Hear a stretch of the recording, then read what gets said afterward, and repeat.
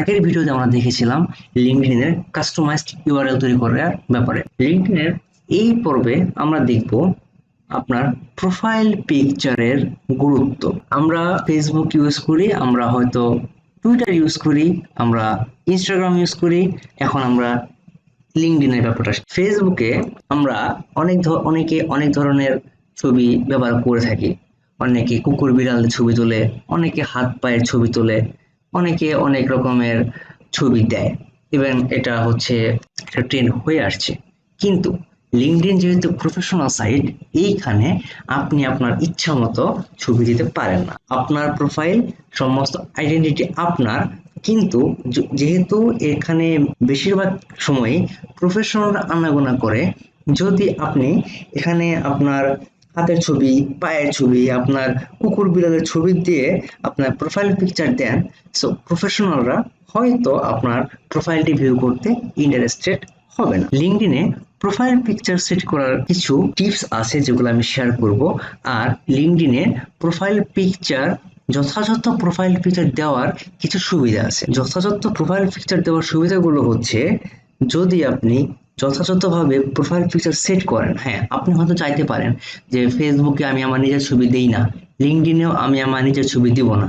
ওকে, আপনি হয়তো এটা চিন্তা করতেই পারেন এবং আপনি আপনার নিজের ছবি নাও দিতে পারেন, কোনো সমস্যা নেই। কিন্তু লিঙ্কডইন অ্যালগরিদমের যে ট্রিক্স গুলো ছিল বা আপনি যে অপরচুনিটি গুলো পেতে পারতেন, আপনি সেগুলো হারাবেন। কি কি অপরচুনিটি, এক নজর সেগুলো দেখে নেওয়া যাক।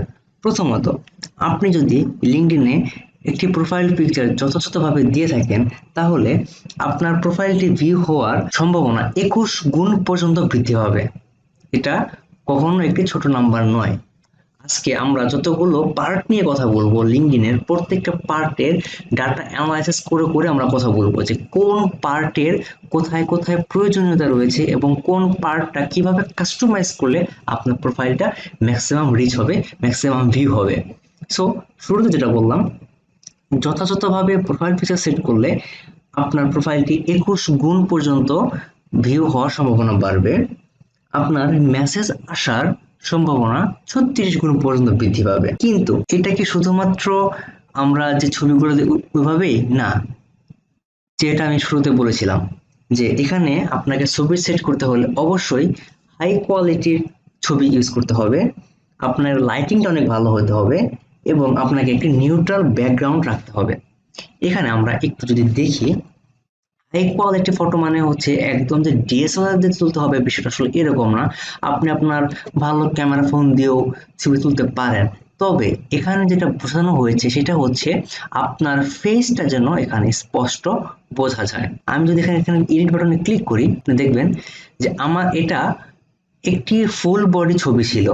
আমি চাইলে এটা এখান থেকেও দিতে পারতাম, এখান থেকেও দিতে পারতাম, কিন্তু লিঙ্কডইন অ্যালগরিদম বা লিঙ্কডইন যেটা ফলো করে সেটা হচ্ছে আপনার মাথা থেকে আপনার বুক বা সর্বোচ্চ আপনার বুকের 1 ইঞ্চি বা কয়েক ইঞ্চি নিচ পর্যন্ত হচ্ছে আপনি আপনার ফেসটা বা আপনার ফুল ছবিটা রাখতে পারেন। তো এই ক্ষেত্রে যেহেতু রাউন্ড শেপ যখন আসবে, আমার ফেসটা এবং আমার তার নিম্নের অংশটা স্পষ্ট বোঝা যাবে, যাতে করে হচ্ছে কি হবে, আমার প্রোফাইল ভিউ হওয়ার চান্স বেশি থাকবে, আমার মেসেজ বেশি আসার চান্স থাকবে।